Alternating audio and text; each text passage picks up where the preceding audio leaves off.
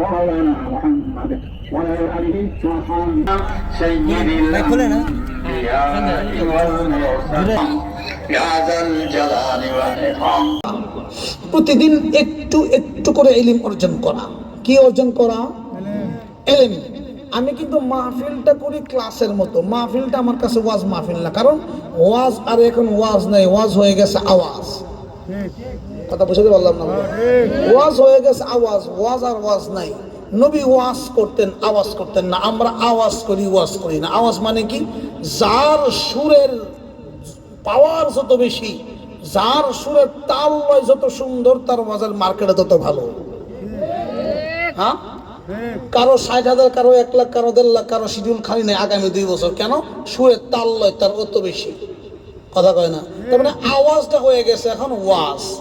আমি যেটা করি, আমি ওয়াজ করি, আওয়াজ করি না। ক্লাস মানে মাঝে মাঝে জিজ্ঞাসা করো, আপনারা রাগ করেন না, কারণ আমি মনে করি এটা একটা ক্লাস। আপনাদের নতুন করে মাদ্রাসায় ভর্তি হওয়ার সুযোগ নাই। এখান থেকে যা শিখবেন ওটাই মৃত্যু পর্যন্ত টিকে থাকবে।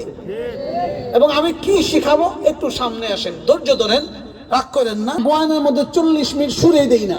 এই জন্য আমার বহু মানুষ রাগ করে, সুদ দেন না কে, সুদ দেন না কে। গ্রামের পাবলিক সুর ছাড়া ওয়াজ খায় না। মানে আমার তো খাওয়ানোর দরকার না, আমার ওয়াজ বোঝানোর দরকার।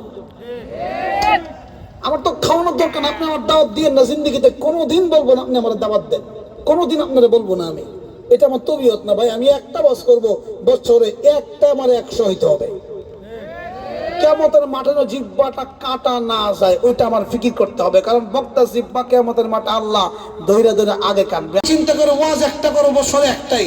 একটা মুসল্লি যদি এখান থেকে 5 ওয়াক্ত নামাজে হয়ে যায়, আল্লাহ ওয়ালা হয়ে যায়, বা জিন্দেগিতে আমার ওয়াজের দরকার নাই। আমি মাশাআল্লাহ আলহামদুলিল্লাহ বহুত টাকা কামাই, বহুত টাকা।